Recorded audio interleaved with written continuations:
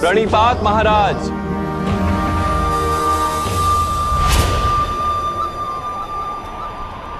कल्याण हो वासुदेव। हस्तिनापुर की इस राजसभा में यादव श्रेष्ठ श्रीमान वासुदेव का स्वागत है। हे वासुदेव, कुरुओं का ये महान वंश आज संकट का भागी बन बैठा। जैसे रात्रि का आगमन टिंगर की ध्वनि से जाना जाता है, वैसे पंच का नाश हम वृद्धों के हताशा से भरी श्वास की ध्वनि से जाना जाता है।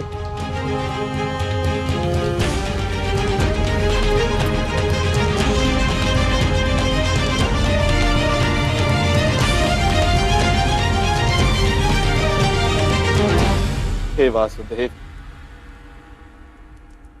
इस संघर्ष को अंत करने का मार्ग अब केवल आप ही दिखा सकते हैं। कोई मार्ग दिखाइए वासुदेव। महाराज की जय हो। महाराज, पांडवों को उनका राज्य लौटा दीजिए और अपने पुत्रों को प्रायश्चित और दंड के लिए सज्ज कीजिए।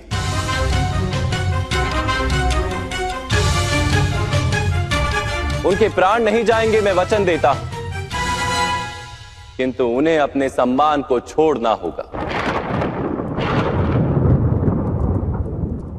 यदि इतना मान्य है तो ये युद्ध टल सकता है।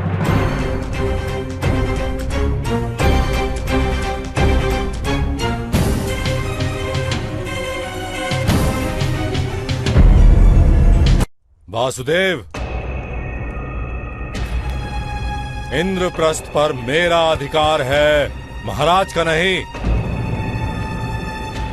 मैं किसी भी स्थिति में इंद्रप्रस्थ को लौटाऊंगा नहीं।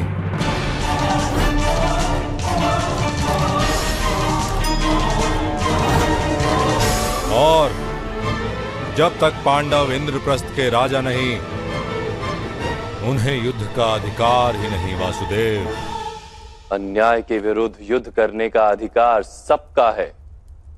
युवराज, ये तो पांडवों की उदारता है कि इतने वर्षों तक उन्होंने युद्ध नहीं किया। महाराज का सम्मान किया पद पद पर। वास्तव में किसी भी स्थिति का अंत उस स्थिति के आरंभ से ही निश्चित हो जाता है। नीम के वृक्ष पर आम के फल नहीं लगते कभी। महाराज, इस संघर्ष का आरंभ भी उसी दिन हो गया था जिस दिन महाराज पांडु का देहांत उस वन में हुआ था और उनके पुत्र हस्तिनापुर पधारे थे।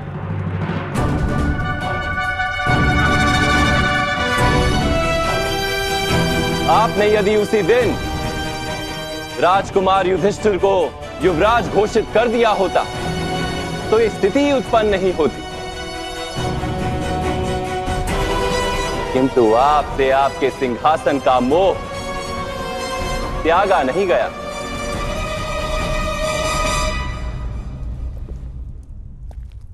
ये आप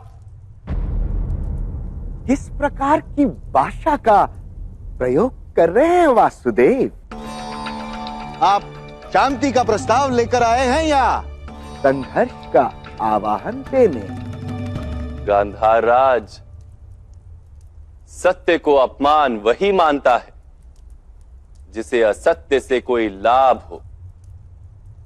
किंतु सत्य तो यह है वासुदेव कि एक राजा का पुत्र ही राजा बनता है। किंतु आप तो कार्यकारी राजा हैं महाराज।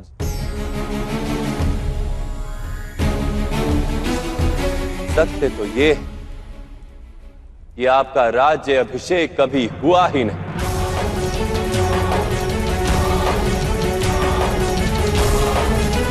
तो आपके पुत्रों को सिंहासन किस प्रकार प्राप्त हो सकता है?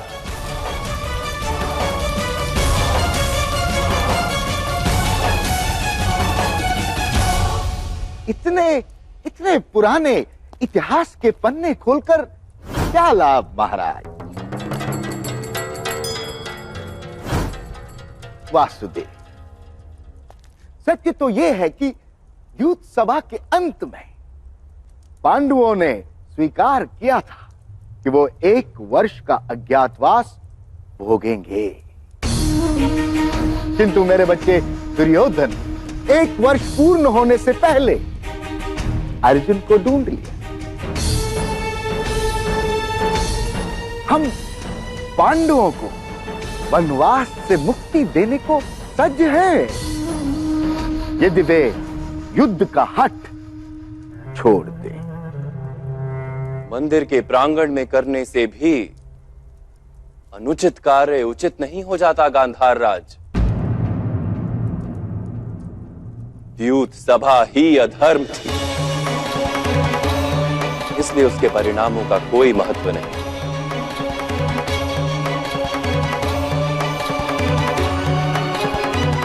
वासुदेव, क्या भ्राता युधिष्ठिर ने जान करके अपनी संपत्ति, अपने भाई, अपनी पत्नी और स्वयं अपने आप को दांव पर नहीं लगाया था? तो वो अधर्म किस प्रकार हो सकता है वासुदेव? किसी स्त्री को भरी सभा में निर्वस्त्र करने की चेष्टा कर आपने सारी सभा को अधर्म सिद्ध कर दिया था युवराज।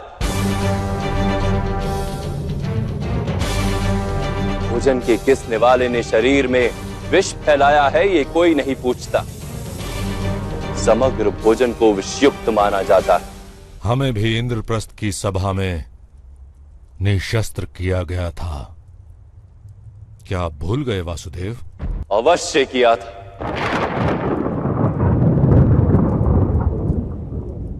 जब समग्र भवन गिर रहा हो तो द्वारपाल केवल द्वार की रक्षा नहीं कर सकता गांधार राज। जब समाज के विरुद्ध कोई अपराध कर रहा हो, जब मानवता के विरुद्ध कोई अपराध कर रहा हो, तो केवल अपने व्यक्तिगत धर्म को संभालना अनर्थकारी होता है। धर्म का ये ऐसा विचित्र रूप है जिसे मैं मान्य नहीं कर सकता।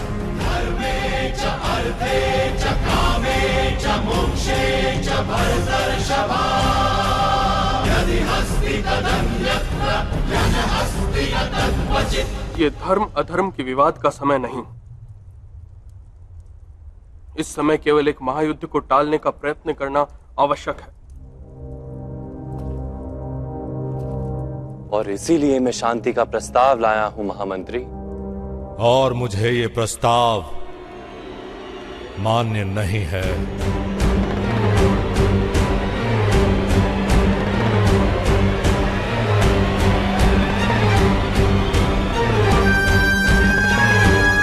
यदि इस समय सभा का त्याग करेंगे युवराज, तो हमारा मिलना अब रणभूमि में होगा महाराज।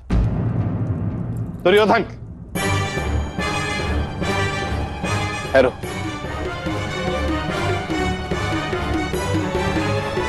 वासुदेव, दंड की बात करके आपने शांति प्रस्ताव को स्वीकार करने योग्य रखा ही नहीं। कोई भी योद्धा दंड किस प्रकार स्वीकार करेगा? और कौन सा योद्धा अपने ही परिवार की स्त्री को निर्वस्त्र करने की चेष्टा करता है पूरी सभा में महाराज?